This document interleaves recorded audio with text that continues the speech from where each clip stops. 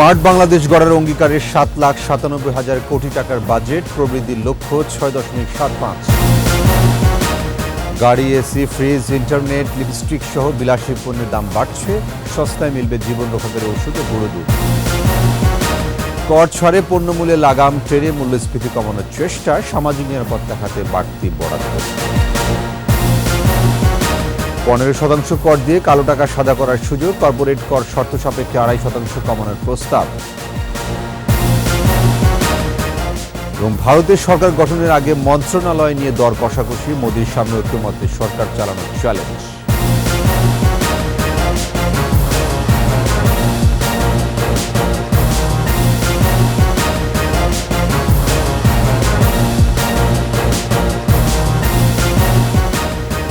শুনছিলেন first security ইসলামী bank PLC সংবাদ শিরোনাম। আমন্ত্রণ রাত ১১টার একুশে সংবাদে, সাথে আছে আমি ওয়াহিদুজ্জামান। দর্শক, একুশে টেলিভিশনের সংবাদ একই সাথে সরাসরি দেখতে পাবেন আমাদের Facebook page www.facebook.com/2124online। Smart Bangladesh গড়ার অঙ্গীকারে নতুন অর্থ বছরে ৭,৯৭,০০০ কোটি টাকার বাজেট প্রস্তাব করলেন অর্থমন্ত্রী আবুল হাসান মাহমুদ আলী। নতুন বাজেটে প্রায় ৫,০৭,০০০ কোটি টাকায় যাচ্ছে পরিচালন খাতে, উন্নয়ন বরাদ্দ ২,৮১,০০০ কোটি টাকা। বাজেটে রাজস্ব আয় লক্ষ্য ধরা হয়েছে ৫,৪৫,৪০০ কোটি টাকা। এর মধ্যে জাতীয় রাজস্ব বোর্ডকে জোগাড় করতে হবে ৪,৮০,০০০ কোটি টাকা। প্রবৃদ্ধি অর্জনের লক্ষ্য ধরা হয়েছে ৬.৭৫%। তৌহিদুর রহমানের রিপোর্ট। আওয়ামী লীগ সরকারের টানা চতুর্থ মেয়াদের প্রথম বাজেট। বিকেল ৩টার কিছু আগে সংসদ নেতা ও প্রধানমন্ত্রী শেখ হাসিনার সাথে জাতীয় সংসদে প্রবেশ করেন অর্থমন্ত্রী আবুল হাসান মাহমুদ আলী। দিনের কর্মসূচি অনুযায়ী স্পিকার ডক্টর শিরিন শারমিন চৌধুরীর কাছে ২০২৪-২৫ অর্থ বছরের বাজেট উপস্থাপনের অনুমতি চান অর্থমন্ত্রী। ২০২৪-২৫ অর্থ বছরের প্রস্তাবিত বাজেট এই মহান সংসদে উপস্থাপনের অনুমতি প্রার্থনা করছি। মাননীয় স্পিকার, আপনাকে ধন্যবাদ। ধন্যবাদ মাননীয় মন্ত্রী, আপনাকে অনুমতি দেয়া হলো। পরে বাংলাদেশের ৫৩তম এবং অর্থমন্ত্রী হিসেবে নিজের প্রথম বাজেট উপস্থাপন করেন আবুল হাসান মাহমুদ আলী, যার আকার রেকর্ড ৭,৯৭,০০০ কোটি টাকা। আওয়ামী লীগের নির্বাচনী ইশতেহার অনুযায়ী সুখী, সমৃদ্ধ, উন্নত ও স্মার্ট বাংলাদেশ বিনির্মাণের অঙ্গীকারে প্রস্তাবিত বাজেটে পরিচালন ব্যয় ধরা হয়েছে ৫,০৬,৯৭১ কোটি টাকা। আর বার্ষিক উন্নয়ন কর্মসূচি এডিপি সহ উন্নয়ন খাতে মোট ব্যয় বরাদ্দ ২,৮১,৪৫৩ কোটি টাকা। এমন কল্যাণের দ্বার উন্মোচিত হবে যেখানে প্রতিটি মানুষের সুখী ও সম্মানজনক জীবনের ন্যূনতম নিশ্চয়তা থাকবে। রেকর্ড ব্যয়ের লক্ষ্যমাত্রা বাস্তবায়নে ৫,৪৫,৪০০ কোটি টাকা আয় করতে চান অর্থমন্ত্রী। এর মধ্যে এনবিআর এর লক্ষ্যমাত্রা ৪,৮০,০০০ কোটি টাকা। এনবিআর বহির্ভূত কর থেকে আসবে ১৫,০০০ কোটি টাকা এবং কর ব্যতীত অন্যান্য খাত থেকে প্রত্যাশা করা হচ্ছে ৪৬,০০০ কোটি টাকা। রাজস্ব লক্ষ্যমাত্রা পূরণ হলেও অনুদান বাদে ঘাটতি থাকছে ২,৫৬,০০০ কোটি টাকা, যা মোট জিডিপির ৪.৬%। এবারও ঘাটতি পূরণ হবে দেশি বিদেশি ঋণে। বিদেশ থেকে ১,২৭,২০০ কোটি টাকা ও ১,৩৭,৫০০ কোটি টাকা নেওয়া হবে ব্যাংক ব্যবস্থা থেকে। সঞ্চয়পত্র বিক্রির লক্ষ্য ১৫,৪০০ কোটি টাকা। উন্নয়ন সহযোগীরা ভর্তুকি কমানোর পরামর্শ দিলেও ভর্তুকি ও প্রণোদনা খাতে বরাদ্দ থাকছে ১,২০,৫৮৫ কোটি টাকা, আর সুদ পরিশোধে ব্যয় হবে ১,১৩,৫০০ কোটি টাকা। নতুন বাজেট বাস্তবায়ন হলে ৬.৭৫% জিডিপি প্রবৃদ্ধির আশা করেন অর্থমন্ত্রী। নির্বাচনী ইশতেহারে আমরা মোট ১১টি বিষয়ে বিশেষ অগ্রাধিকার দিয়েছি, যার মধ্যে রয়েছে দ্রব্যমূল্য সকলের ক্রয় ক্ষমতার মধ্যে রাখার জন্য সর্বাত্মক প্রচেষ্টা চালিয়ে যাওয়া, আর মূল্যস্ফীতি ৬.৫% নামিয়ে আনার প্রত্যাশা করছেন তিনি। উচ্চ মূল্যস্ফীতি হ্রাস করা এবং জ্বালানি নিরাপত্তা নিশ্চিত করা, এই সব কিছুর মধ্যে সরকারের ভিশন 41 বাস্তবায়ন তথা স্মার্ট বাংলাদেশ গঠনেও প্রস্তাবিত বাজেট সহায়ক শক্তি হিসেবে কাজ করবে বলছেন অর্থমন্ত্রী। তৌহিদুর রহমান, একুশে টেলিভিশন, জাতীয় সংসদ প্রাঙ্গণ, ঢাকা। প্রস্তাবিত বাজেটে সাধারণ মানুষের সবচেয়ে বেশি আগ্রহ থাকে কোন পণ্যের দাম বাড়বে, কোনটি কমবে। ভ্যাট ও শুল্ক প্রস্তাবের উপরেই নির্ভর করে দাম কমা বাড়া। সে অনুযায়ী এবার দাম বাড়তে পারে সিগারেট, জর্দা, এসি, ফ্রিজ, সিসি ক্যামেরা সহ বেশ কিছু পণ্যের। আর দাম কমতে পারে ল্যাপটপ, ডায়ালিসিস ফিল্টার, জীবন রক্ষাকারী ওষুধ, ডেঙ্গু কিট, প্যাকেটজাত গুঁড়া দুধ সহ বেশ কয়েকটি পণ্যের। শাকের আর্যর রিপোর্ট। বাজেটে এবার যে পরিমাণ পণ্যের দাম বাড়বে তার তুলনায় কম পণ্যেরই দাম কমবে। উৎপাদন পর্যায়ে এসির উপর ৫% ভ্যাট বসানোয় বাড়তে পারে এসির দাম। ফ্রিজ, এলইডি বাতি, লন্ড্রি সেবার আয়রন ও টিউবলাইটের ক্ষেত্রেও নেই সুখবর। থিম পার্কে যেতে গুনতে হবে বাড়তি পয়সা। ফলের জুস যাদের পছন্দ তাদের পকেট থেকেও বেরিয়ে যাবে অতিরিক্ত টাকা। তেঁতুল থেকে শুরু করে সব ধরনের ফলের জুসের ওপর ভ্যাট বসানোর প্রস্তাব করেছেন অর্থমন্ত্রী। বেশি দামে কিনতে হতে পারে খোসা ছাড়া কাজু বাদাম।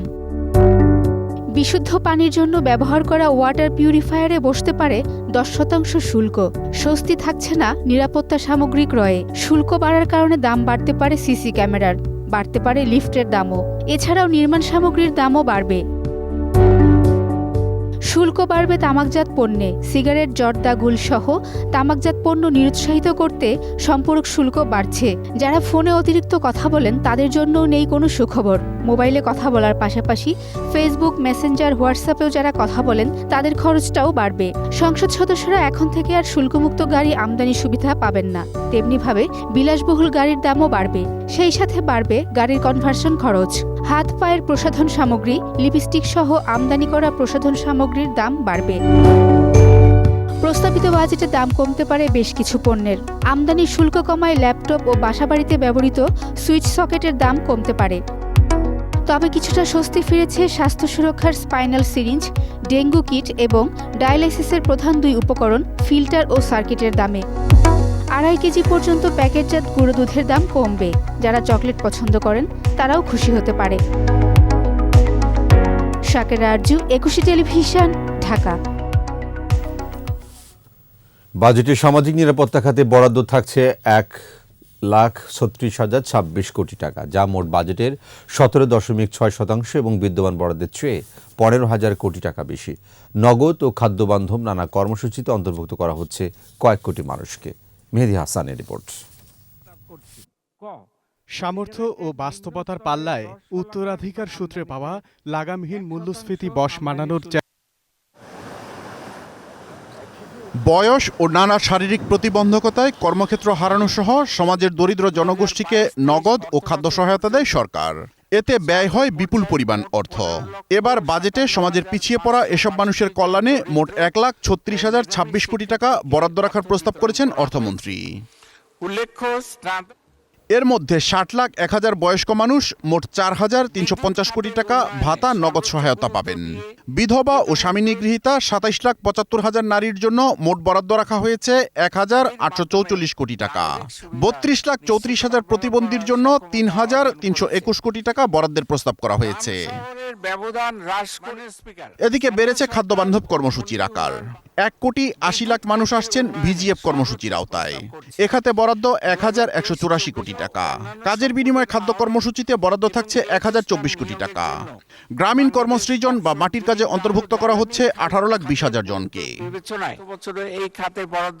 প্রস্তাবিত বাজেটে খোলা বাজারে স্বল্পমূল্যে খাদ্যপণ্য বিক্রির জন্য বরাদ্দ রাখা হয়েছে 2,004 কোটি টাকা। 1,09,48,000 মানুষ আসছে এই কর্মসূচির আওতায়। এছাড়া খাদ্যবান্ধব কর্মসূচিতে অন্তর্ভুক্ত হচ্ছেন 50 লাখ মানুষ। বরাদ্দ 3,257 কোটি টাকা। খাদ্য ভর্তুকি দেওয়া হচ্ছে আর 2,893 কোটি টাকা। সরকারের বিভিন্ন মন্ত্রণালয় ও বিভাগের অধীনে মোট 140টি কর্মসূচির আওতায় বাস্তবায়ন হবে সামাজিক নিরাপত্তা বেষ্টনী কর্মসূচি। আগামী 5 বছরের মধ্যে। মেহেদী হাসান, একুশে টেলিভিশন, ঢাকা।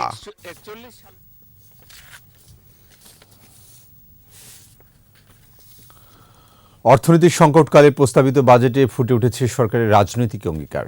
অর্থমন্ত্রী আবুল হাসান মাহমুদ আলীর প্রস্তাব করা বাজেটের চেষ্টা থাকবে দ্রব্যমূল্য নিয়ন্ত্রণের। উচ্চবিলাসের পরিবর্তে বাস্তবতাকে প্রাধান্য দিতে চান অর্থমন্ত্রী। নির্বাচন ইশতেহারে দেয়া প্রতিশ্রুতির দিকেও বেশ ভালোভাবেই নজর থাকছে এবারের বাজেটে। আরও জানাচ্ছেন আকবর হোসেন সুমন।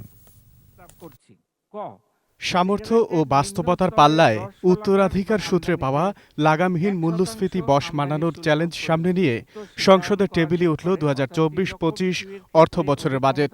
রাজস্ব আয় বৃদ্ধির পাশাপাশি দেশীয় শিল্প বিকাশের চলমান গতিশীলতা বজায় রাখার স্বার্থে আমি মহান জাতীয় সংসদে নিম্নোক্ত প্রস্তাবনা পেশ করছি। অর্থনৈতিক সংকট উত্তরণে প্রবৃদ্ধির প্রত্যাশা কমিয়ে সাধারণ মানুষের ভাগ্য পরিবর্তনে দেওয়া নির্বাচনী ইশতেহার বাস্তবায়নে দ্রব্যমূল্য নিয়ন্ত্রণই বড় চ্যালেঞ্জ। দেশি বিদেশি বিনিয়োগ আকর্ষণ, কর্মসংস্থান সৃষ্টি, আমদানি বিকল্প পণ্য উৎপাদন এবং দেশীয় শিল্প বিকাশের চলমান গতিশীলতা বজায় রাখার স্বার্থে চতুর্মুখী চাপের মধ্যেও স্মার্ট বাংলাদেশ বিনির্মাণের অঙ্গীকারে অটল সরকার। বাজেটে উচ্চাভিলাষের হ্রাস টানায় আভাস দেয়া হলো ঘাটতি কমানোর। তবে মূল্যস্ফীতি, ঋণ আর করের বোঝা হালকা করতে সুনির্দিষ্ট নির্দেশনা প্রয়োজন। মাননীয় স্পিকার, তামাকজাত পণ্যের ব্যবহার কমানো এবং রাজস্ব আয় বৃদ্ধি। সুখী, সমৃদ্ধ, উন্নত ও স্মার্ট বাংলাদেশ বিনির্মাণের অঙ্গীকার শিরোনামের বাজেটে সংকোচনমূলক নীতি অনুসরণকেই সঠিক পন্থা হিসেবে বেছে নিয়েছে সরকার। সকল স্তরে শুল্ক আকবর হোসেন সুমন, 21 টেলিভিশন, ঢাকা। চালু করার জন্য রিজার্ভ ও ডলার সংকটকালীন নতুন বাজেটে প্রকল্প গ্রহণ ও বাস্তবায়নের অর্থ বরাদ্দে কৌশলী থেকেছেন অর্থমন্ত্রী। ঢালাওভাবে নয়, বরং চলমান প্রকল্পগুলো শেষ করার উপর গুরুত্ব দেওয়া হয়েছে বাজেটে। একই সঙ্গে ফাস্ট ট্র্যাক প্রকল্প আর পরিবহন ও যোগাযোগ খাতে বেশি বরাদ্দ দিতে হয়েছে। এই খাতে সুপারিশ করা অর্থের পরিমাণ ৮০,৪৯৮ কোটি টাকা। রিপোর্টে বাকিটা জানাচ্ছেন মোহাম্মদ নুরুন নবী। বৈশ্বিক অর্থনৈতিক মন্দা আর ডলার সংকট যাচাই বাছাইয়ে যেনতেন প্রকল্প দৌড়ে টেকেনি। সতর্ক পা ফেলায় একেবারেই হাতে গোনা নতুন প্রকল্প। তাগিদ আছে দ্রুততার সাথে চলমান প্রকল্প শেষ করার। অগ্রাধিকার ভিত্তিতে বাস্তবায়ন, ফাস্ট ট্র্যাক ঘোষিত 8টি প্রকল্পের 3টির আনুষ্ঠানিক সমাপ্তি টানা হচ্ছে। বাকি 5টি প্রকল্পের 3টি 2025 সালের জুনে এবং 2টি শেষ হবে 2026 সালে। 65% কাজ শেষ করেও অগ্রগতির দিক দিয়ে সবচেয়ে পিছিয়ে রূপপুর পারমাণবিক বিদ্যুৎ কেন্দ্র। 1,13,093 কোটি টাকার এই প্রকল্প 10,502 কোটি টাকার প্রস্তাব করা হয়েছে এই বাজেটে। বরাদ্দের দিক দিয়ে এটি দ্বিতীয় সর্বোচ্চ। যোগাযোগ অবকাঠামো উন্নয়ন বাবদ আগামী 2024-25 অর্থ বছরে 80,498 কোটি টাকা বরাদ্দ প্রদানের প্রস্তাব করছি। সর্বাধুনিক গণপরিবহন মেট্রো রেল লাইন 1 প্রকল্পে মতিঝিল থেকে কমলাপুর সম্প্রসারিত অংশে বরাদ্দের সুপারিশ করা হয়েছে 3,594 কোটি টাকা। একইভাবে এই লাইনের উত্তরা থেকে টঙ্গী সম্প্রসারিত অংশ এবং মেট্রো লাইন 5 ও লাইন 6 প্রকল্পেও অর্থ রেখেছেন অর্থমন্ত্রী। পরিবেশ উন্নয়নে 6টি মেট্রো রেলের সমন্বয়ে একটি শক্তিশালী নেটওয়ার্ক গড়ে তোলা হচ্ছে। 2024-25 অর্থ বছরে বিদ্যুৎ খাতের জন্য 30,317 কোটি টাকা দেবার প্রস্তাব করেছেন অর্থমন্ত্রী। বিদায়ী অর্থ বছরে যা ছিল 35,000 কোটি টাকা। তৃতীয় সর্বোচ্চ বরাদ্দ এসেছে মাতারবাড়ি কয়লাভিত্তিক বিদ্যুৎ কেন্দ্রে। মাতারবাড়ি গভীর সমুদ্র বন্দর উন্নয়ন প্রকল্পের কার্যক্রম দ্রুত গতিতে এগিয়ে চলছে। রাজস্ব খাত থেকে উন্নয়ন প্রকল্পের বাস্তবায়নের নজির নিকট অতীতে নেই। অধিকাংশ ঋণ নির্ভর প্রকল্প তাই বাড়ানোর পরিকল্পনাও নেই আপাতত। বিদ্যুৎ ও জ্বালানি খাতের গুরুত্ব বিবেচনায় এই খাতে 2024-25 অর্থ বছরে 30,317 কোটি টাকা বরাদ্দের প্রস্তাব করছি। বাজেটে বার্ষিক উন্নয়ন কর্মসূচির আওতায় 1,321টি প্রকল্পে বরাদ্দের সুপারিশ করেন অর্থমন্ত্রী। একই সঙ্গে নির্বাচনী ইশতেহারের অদৃশ্যমান উন্নয়নে অবকাঠামো প্রকল্প বাস্তবায়নকে গুরুত্ব দেন বাজেট প্রস্তাবে। ঢাকা হতে কক্সবাজার নতুন রেল যোগাযোগ চালু হওয়ায় মোহাম্মদ নুরুন নবী, 21 টেলিভিশন, ঢাকা। 15% কর দিয়ে কালো টাকা সাদা করার সুযোগ রয়েই গেল। একইভাবে জমি, ফ্ল্যাট কিনে কালো টাকা সাদা করা যাবে। কর্পোরেট কর শর্ত সাপেক্ষে 2.5% কমানোর প্রস্তাব করেছেন অর্থমন্ত্রী। তবে করমুক্ত আয়সীমা আগের মতোই 3.5 লাখ টাকায় থাকছে। পুঁজিবাজারে তালিকাভুক্ত ও বহির্ভূত কোম্পানির কর হারে পার্থক্য আরও কমেছে। মেহেদী হাসানের রিপোর্ট। শীর্ষবিন্দুতে পৌঁছে দেওয়া। 1 বছর ধরে 10% ঘরেই ছিল মূল্যস্ফীতি। এ কারণেই ব্যক্তিশ্রেণীর করমুক্ত আয়সীমা বাড়ানোর জোরালো দাবি ছিল। তবে প্রস্তাবিত বাজেটে করমুক্ত আয়সীমা আগের অর্থবছরের মতোই 3.5 লাখ টাকার প্রস্তাব করেছেন অর্থমন্ত্রী। নারী ও প্রবীণদের করমুক্ত আয়সীমা হবে 4 লাখ টাকা। ব্যক্তিশ্রেণীর করদাতাদের ক্ষেত্রে আগের মতোই সর্বনিম্ন আয়কর 5% থাকলেও সর্বোচ্চ কর হার 25% থেকে বাড়িয়ে 30% করা হয়েছে। তবে যারা কালো টাকা সাদা করতে চান, আগামী অর্থবছরে তাদের দিতে হবে 15% কর। কিনতে পারবেন জমি ও ফ্ল্যাট। এদিকে কর্পোরেট কর শর্ত সাপেক্ষে 2.5% কমানো হয়েছে। তালিকাভুক্ত যেসব কোম্পানি পরিশোধিত মূলধনের 10% বেশি শেয়ার আইপিওর মাধ্যমে হস্তান্তর করেছে তাদের কর হার 22.5%। 10% কম শেয়ার হস্তান্তরকারীদের কর হবে 25%। পুঁজিবাজারে তালিকাভুক্ত ও বহির্ভূত কোম্পানির কর হারের পার্থক্য আগের 7.5% থেকে কমিয়ে 5% নামিয়ে আনা হয়েছে। এদিকে এবারও রাজস্ব আদায়ে ভ্যাটের উপরে নির্ভরশীল হতে চান অর্থমন্ত্রী। ভ্যাট থেকে তিনি পেতে চান 1,82,783 কোটি টাকা। এছাড়া আয়কর, আমদানি শুল্ক, সম্পূরক শুল্ক, রপ্তানি শুল্ক, আবগারি শুল্ক ও বিবিধ শুল্ক সব মিলিয়ে জাতীয় রাজস্ব বোর্ডের টার্গেট 4,80,000 কোটি টাকা। মেহেদী হাসান, 21 টেলিভিশন, ঢাকা। প্রস্তাবিত বাজেটে স্বাস্থ্য, শিক্ষা ও কৃষি খাতে বরাদ্দ বেড়েছে, তবে অর্থনৈতিক বাস্তবতায় প্রত্যাশা অনুযায়ী বাড়েনি। নতুন বাজেটে শিক্ষা খাতে 1,11,000 কোটি টাকা, স্বাস্থ্যে প্রায় 42,000 এবং কৃষিতে প্রায় 38,000 কোটি টাকা বরাদ্দের প্রস্তাব করা হয়েছে। শিউলি শবনমের রিপোর্ট। অর্থনৈতিক বাস্তবতা বিবেচনায় সংকোচনমূলক বাজেটের দিকেই মনোযোগ দিয়েছেন অর্থমন্ত্রী। বিপুল প্রত্যাশা থাকলেও শিক্ষা, স্বাস্থ্য বা কৃষির মতো গুরুত্বপূর্ণ 3 খাত পেয়েছে গতানুগতিক বরাদ্দ। শিক্ষা প্রতিষ্ঠানে বিজ্ঞান আন্তর্জাতিক মানদণ্ড অনুযায়ী জিডিপির অনুপাতে শিক্ষায় অন্তত 6% বরাদ্দ পাওয়ার কথা, যা বাজেটের প্রায় 20%। কিন্তু গত 5 বছরের বাজেট বরাদ্দ পর্যালোচনা করে দেখা গেছে শিক্ষা খাত বরাদ্দ পাচ্ছে বাজেটের 12%-এর কাছাকাছি। 2024-25 অর্থ বছরের বাজেটে শিক্ষা ও প্রযুক্তি খাতে বরাদ্দের প্রস্তাব করা হয়েছে 1,11,157 কোটি টাকা, যা মোট বাজেটের মাত্র 14%। 2023-24 চলমান অর্থ বছরে শিক্ষা ও প্রযুক্তি খাতে বরাদ্দ রয়েছে 1,04,137 কোটি টাকা। প্রাথমিক ও গণশিক্ষায় 38,819 কোটি টাকা বরাদ্দের প্রস্তাব করছি। বিশ্ব স্বাস্থ্য সংস্থা বলছে, মৌলিক স্বাস্থ্যসেবা পেতে একজন বাংলাদেশির বছরে $88 প্রয়োজন হলেও বাংলাদেশে চিকিৎসা খাতে মাথাপিছু যে $58 খরচ হয় তার বড় অংশই নাগরিকরা খরচ করে নিজের পকেট থেকে। এ অবস্থার ভেতরেও গত 5 বছরের মতোই এবারও স্বাস্থ্যের বরাদ্দ মোট বাজেটের 5%-এর আশেপাশেই। এবার স্বাস্থ্য খাতে বরাদ্দের প্রস্তাব করা হয়েছে 41,408 কোটি টাকা। স্বাস্থ্য ঝুঁকি মোকাবেলায় 2,000 কোটি টাকার বিশেষ বরাদ্দের প্রস্তাব করছি। কৃষিতেও বরাদ্দ খুব বেশি বাড়েনি। আগামী অর্থ বছরে কৃষি খাতে বরাদ্দ রাখা হয়েছে 38,259 কোটি টাকা। 2023-24 অর্থ বছরে এই বরাদ্দের পরিমাণ 35,880 কোটি টাকা। টেকসই উন্নয়নের মাধ্যমে স্মার্ট বাংলাদেশ গড়তে শিক্ষা, গবেষণা, কৃষি ও স্বাস্থ্য খাতে বাজেট বরাদ্দ আরও বাড়ানোর তাগিদ রয়েছে বিশেষজ্ঞদের।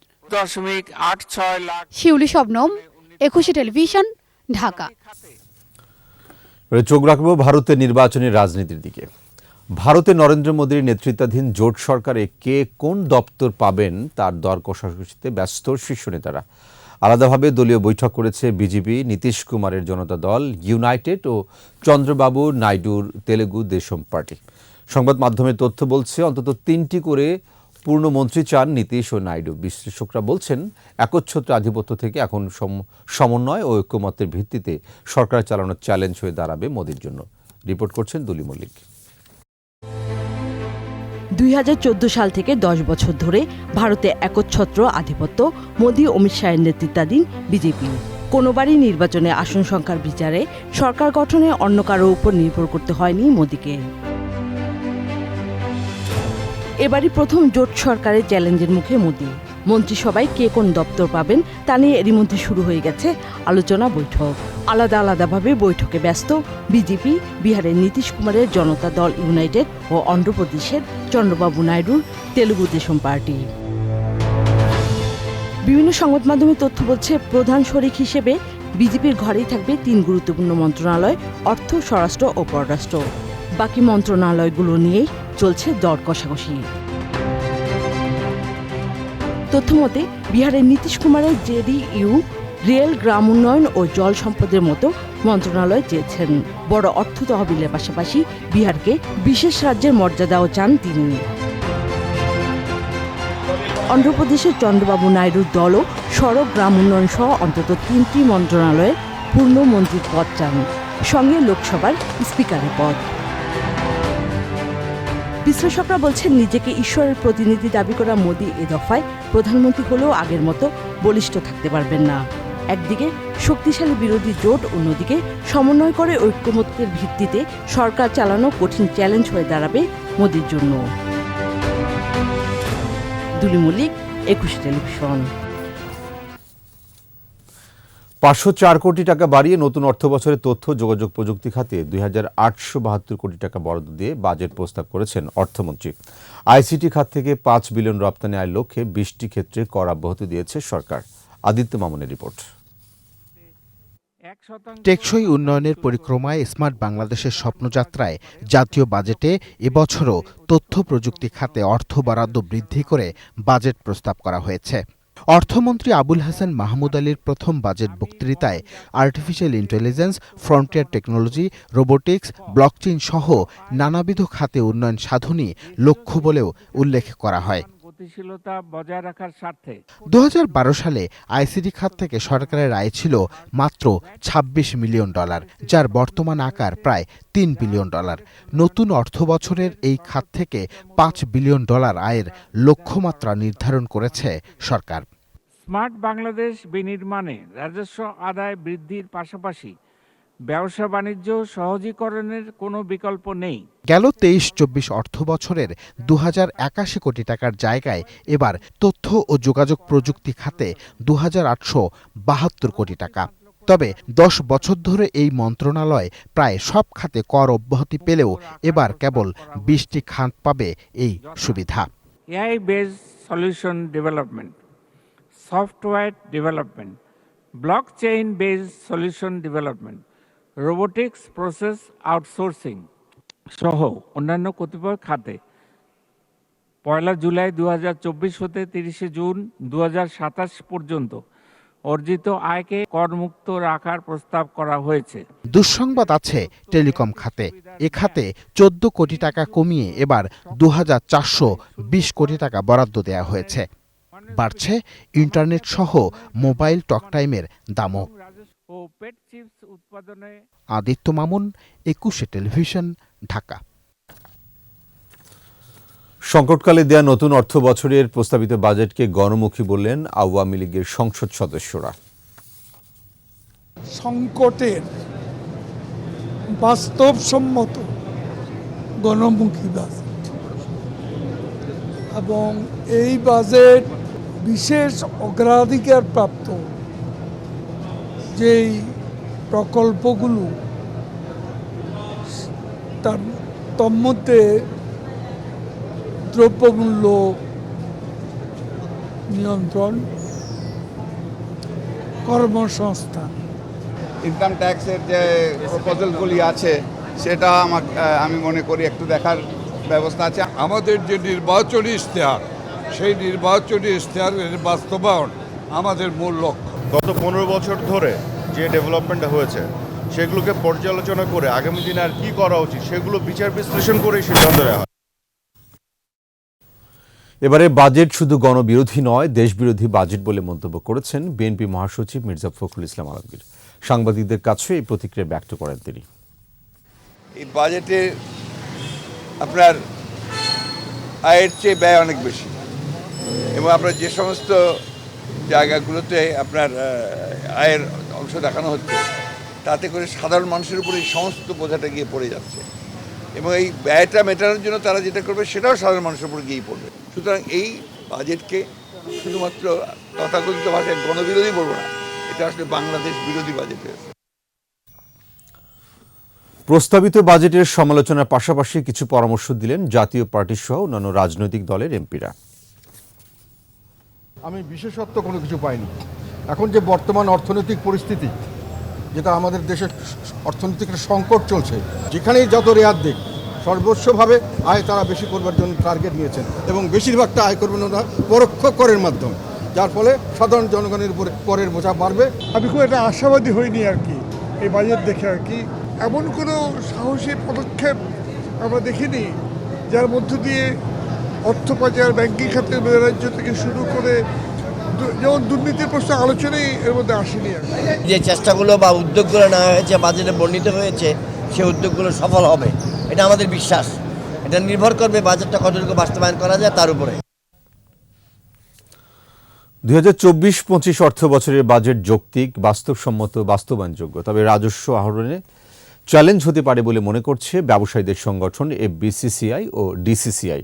রাজধানীর মতিঝিলে নিজ নিজ কার্যালয়ে বাজেট পরবর্তী প্রতিক্রিয়া জানান এফবিসিসিআই সভাপতি মাহবুবুল আলম এবং ডিসিসিআই সভাপতি আশরাফ আহমেদ। এইবার আপনারা দেখেছেন যে বিলো 5% কিন্তু এইবারের বাজেটে 4.6% এই বাজেট কিন্তু প্রস্তাবনা দিয়েছে। এটা আমি মনে করি যে এই বাজেটটা অবশ্যই সরকার এটা যৌক্তিক এবং বাস্তবসম্মত।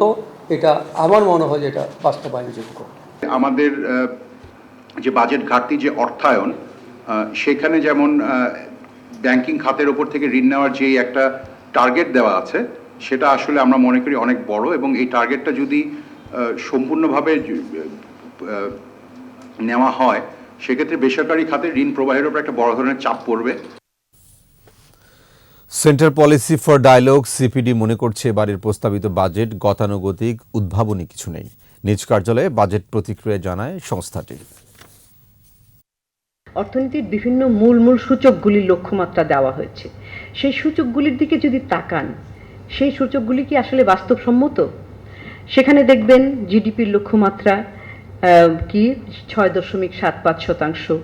তারপরে বিনিয়োগের লক্ষ্যমাত্রা, ব্যক্তি খাতের বিনিয়োগ, এরকম সবগুলো ক্ষেত্রে কিন্তু যে লক্ষ্যমাত্রাগুলি দেওয়া আছে এইগুলোর সাথে কিন্তু বাস্তবতার তেমন ছোঁয়া নেই। এমনকি মূল্যস্ফীতিরও যেটা লক্ষ্যমাত্রা দেওয়া আছে। এবার বিকাশ ঈদ কেনাকাটার খবর।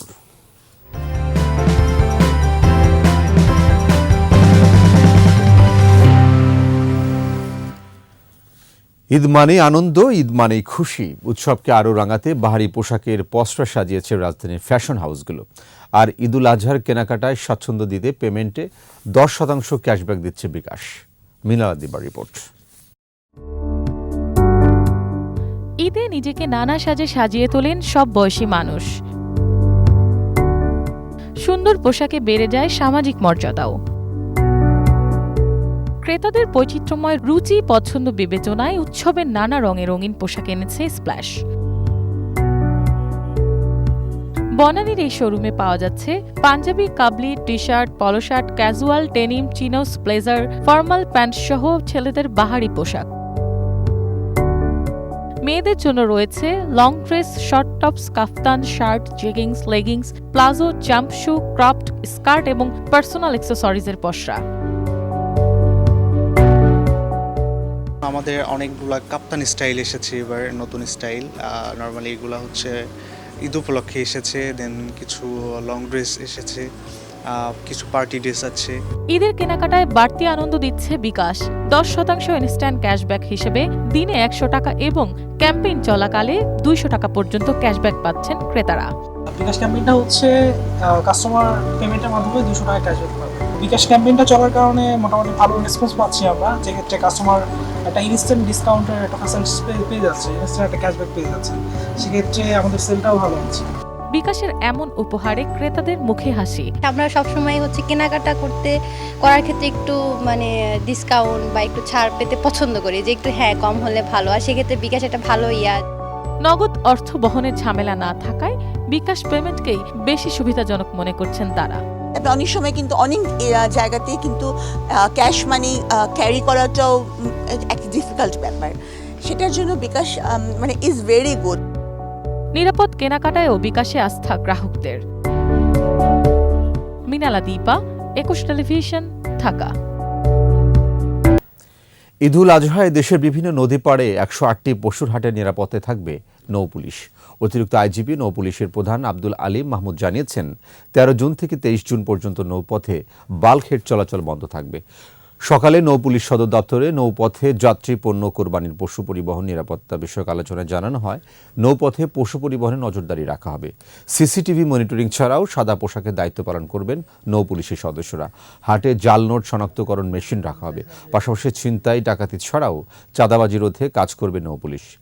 যেখানে সেখানে পশুবাহী নৌযান দাঁড়ালে কঠোর ব্যবস্থা নেওয়ার হুঁশিয়ারি দেন নৌপুলিশ প্রধান। ওভারলোড করে পশু পরিবহন করা না হয় সেটিও আমরা নজরদারির মধ্যে রাখবো। নৌপথে যাতে যাত্রী না হারে না হয় সে লক্ষ্যে আমরা ব্যবস্থা নিব। ছিনতাইকারী, পকেটমার, মলম পার্টি এগুলো দৌরাত্ম্য বন্ধে আমরা ব্যবস্থা নিব। নৌপথে যেন কোনো প্রকার ডাকাতি ছিনতাই না হয় সে বিষয়ে আমরা নজরদারি এবং আমাদের দল দিয়ে সেটি বন্ধ করব। ইঞ্জিন ও লোকো মাস্টার সংকট দেখিয়ে চট্টগ্রাম কক্সবাজার রেল রুটের একমাত্র বিশেষ ট্রেন কক্সবাজার স্পেশাল বন্ধে ক্ষোভে ফুঁসছেন চট্টগ্রামবাসী। তাদের অভিযোগ, বাস মালিকদের প্রেসক্রিপশনে অল্প সময় জনপ্রিয় হওয়া ট্রেনটি বন্ধ রেখে বিপুল রাজস্ব হারাচ্ছে সরকার। বিপ্লব মজুমদারের ক্যামেরায় চট্টগ্রাম থেকে হাসান ফেরদৌসের রিপোর্ট, জানাচ্ছেন সমর ইসলাম। প্রায় 18,500 কোটি টাকা ব্যয়ে চট্টগ্রামের দুহাজারী থেকে কক্সবাজার পর্যন্ত 102 কিলোমিটার দীর্ঘ রেলপথটি গত বছরের নভেম্বরে উদ্বোধন করেন প্রধানমন্ত্রী শেখ হাসিনা। ডিসেম্বরে ঢাকা থেকে পর্যটন নগরী কক্সবাজার পর্যন্ত চালু হয় বিশেষ ট্রেন কক্সবাজার স্পেশাল। রেল সার্ভিসটি ঘিরে পর্যটক ও স্থানীয়দের মাঝে উৎসাহ উদ্দীপনার সাথে মেলে স্বপ্নের ডানাও। অনেক পর্যটকদের যাতায়াতের ব্যবস্থার এর পক্ষে অনেক হবে, উপকারে আসবে। 5 মাসে ভেঙেছে সেই স্বপ্ন। ইঞ্জিন ও চালক সংকট দেখিয়ে 30 মে থেকে বন্ধ রাখা হয়েছে ট্রেনটি। যাত্রীরা আরামদায়ক রেলযাত্রা বেছে নেয় চট্টগ্রাম কক্সবাজার রুটে বাস ভাড়া কমেছিল জনপ্রতি 100 টাকা। হঠাৎ করেই ট্রেনটি বন্ধের পেছনে তাই বাস মালিকদের ষড়যন্ত্র দেখছে যাত্রী কল্যাণ সমিতি। যে পরিবহনের যে একটা সমতা তৈরি এবং জনবান্ধব একটি রেল সার্ভিস, এটা কিন্তু ফুটে উঠেছিল। আমরা দেখেছি যেখানে আন্তনগর ট্রেনগুলোতে 60 থেকে 70%, 80% পর্যন্ত গড় যাত্রী বোঝাই হয়, সেই জায়গাতে আমরা স্পষ্টত লক্ষ্য করেছি 90 থেকে 95%, কোথাও 97-98% পর্যন্ত গড় যাত্রী বোঝাই ছিল। আরও ট্রেন বাড়িয়ে জনপ্রিয় ও লাভজনক সার্ভিসটি ফের চালুর দাবি ক্ষুব্ধ চট্টগ্রাম কক্সবাজারবাসীর। 18,000 কোটি টাকার প্রকল্প চালু করে যেটা এখান থেকে সুফল পাবে বলেছিল, তারা ভেবেছিল, সেটা এই অঞ্চলের মানুষ সত্যি তাতে আশাভঙ্গের একটা কারণ ঘটেছে। তবে যাত্রীদের সুবিধা বিবেচনায় ঈদের আগে পরে আর মাত্র 1 সপ্তাহ ট্রেনটি চালু রাখবে রেলওয়ে। যাত্রীর চাহিদার কারণে এতদিন এটা চালানো হয়েছিল, তবে এখানে লোকালি যাত্রীদের যাতায়াতের সুবিধার জন্য আমরাও এই ট্রেনটিকে স্থায়ী করার জন্য আমরা মেসেজ দিয়েছি। 8 এপ্রিল থেকে 30 মে পর্যন্ত মাত্র 52 দিনেই 54,814 জন যাত্রী পরিবহনে 1,04,41,000 টাকা আয় করেছে কক্সবাজার স্পেশাল। সমর ইসলাম, 21 টেলিভিশন। হারিয়ে যেতে বসেছে ধবল গরু লালন পালনের 100 বছরের ঐতিহ্য। গোখাদ্যের দাম বৃদ্ধি, ইনজেকশন এবং ভেজাল খাবার ওষুধে গরু মোটা তাজাকরণের প্রতিযোগিতায় টিকতে পারছেন না মুন্সিগঞ্জের মীর কাদিমের খামারিরা। তবে ছোট পরিসরে কেউ কেউ আগলে রেখেছেন পূর্বপুরুষের পেশাটি। মুন্সিগঞ্জ প্রতিনিধি সাইফুল রহমান টিটুর প্রতিবেদন, জানাচ্ছেন খুরশিদ আলম মুকুল। একসময় কুরবানির ঈদে পুরান ঢাকার রহমতগঞ্জের গনিমিয়াহাটের বড় আকর্ষণ ছিল মুন্সিগঞ্জের মীর কাদিমের সাদা গরু। হাটটির বয়স 100 বছর। শুরু থেকেই এই হাটে ধবল গরু তুলে আসছিলেন মীর কাদিমের 2 শতাধিক খামারি। তাদের সংখ্যা কমে এখন নেমে এসেছে মাত্র 10 থেকে 12 জনে। ক্রমাগত লোকসান, গোখাদ্যের দাম বৃদ্ধি, ইনজেকশন দিয়ে মোটাতাজাকরণের ধাক্কাসহ সরকারি পৃষ্ঠপোষকতার অভাবে ধবল বা সাদা গরু লালন পালনে আগ্রহ হারাচ্ছেন খামার মালিকরা। বেশি দামে কিনতে হয় এবং পাটি আসলে মনে হয় ঠিক মতন কিনা বেচা হয় না, এর কারণে মনে হয় একটু কমে গেছে। বুড়ের ভুসি ছোলা খাওয়াই, খুদ খাওয়াই, ঠিক আছে, মশিনা কোয়েল খাওয়াই, পয় পরিষ্কার সুন্দরভাবে। এটা কোনো মেডিসিনের গরু না। ধবল গরুর শরীরে ইনজেকশন বা মোটাতাজাকরণের ঔষধ ব্যবহার করা হয় না। খামারিদের নিজস্ব মিলে ভাঙানো খৈল, ভুসি, কুড়া, চালের গুঁড়া খাইয়ে পরম মমতায় লালন পালন করা হয়। আমরা এই গরুগুলাকে দানাদার খাবার খাওয়াই, যেমন বুটের ভুসি, গমের ভুসি, খেসারি ভুসি, মুসুরি ভুসি। তবে হারাতে বসা ঐতিহ্য ফিরিয়ে আনতে নানা উদ্যোগের প্রতিশ্রুতি প্রাণী সম্পদ বিভাগের। আমরা এই গরুগুলাকে তাদের লালন পালনের জন্য প্রাণী সম্পদ অধিদপ্তর সর্বোচ্চ সহযোগিতা করে থাকে। বর্তমান বাজারে মীর কাদিমের গরুর মূল্য আকার ভেদে 2 থেকে 4 লাখ টাকা। খুশিদ আলম মুকুল, একুশে টেলিভিশন। এবার ব্যবসা বাণিজ্যের সংবাদ।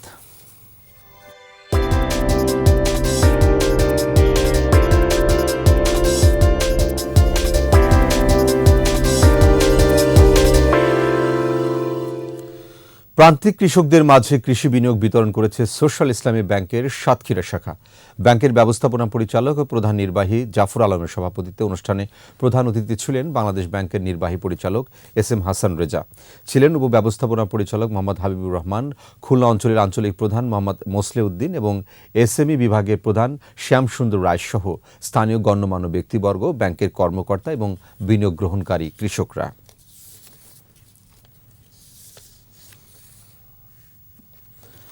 সুপার ব্র্যান্ড ওয়ালটন ফ্রিজ কিনে মিলিয়নিয়ার হয়েছেন আরও দুজন, জামালপুর সদরের মাহমুদুল হাসান ও কুড়িগ্রাম ভুরুঙ্গামাড়ির ইউনুস আলী।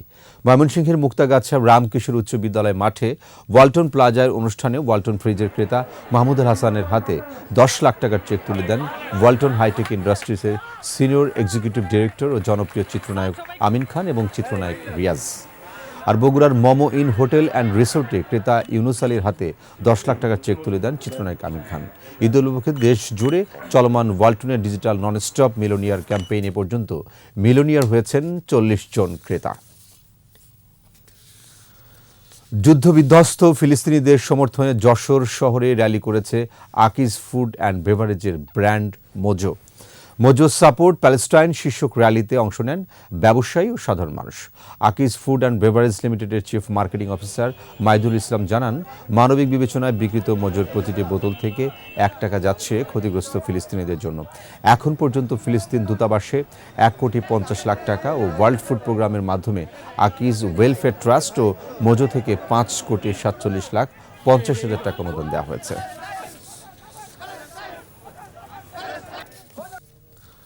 আর এরই সাথে শেষ করছি রাত 11টার 21 সংবাদ। যাবার আগে ফার্স্ট সিকিউরিটি ইসলামী ব্যাংক PLC সংবাদ শিরোনামগুলো আরও একবার।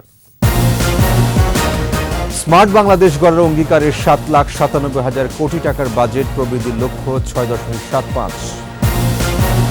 গাড়ি, এসি, ফ্রিজ, ইন্টারনেট, লিপস্টিক সহ বিলাসী পণ্যের দাম বাড়ছে, সস্তায় মিলবে জীবন রক্ষাকারী ওষুধ ও গুঁড়ো দুধ। কর ছাড়ে পণ্য মূল্যে লাগাম টেনে মূল্যস্ফীতি কমানোর চেষ্টা, সামাজিক নিরাপত্তা খাতে বাড়তি বরাদ্দ। 15% কর দিয়ে কালো টাকা সাদা করার সুযোগ, কর্পোরেট কর শর্ত সাপেক্ষে 2.5% কমানোর প্রস্তাব। ভারতের সরকার গঠনের আগে মন্ত্রণালয় নিয়ে দর কষাকষি, মোদির সামনে ঐক্যমত্যে সরকার চালানোর চ্যালেঞ্জ।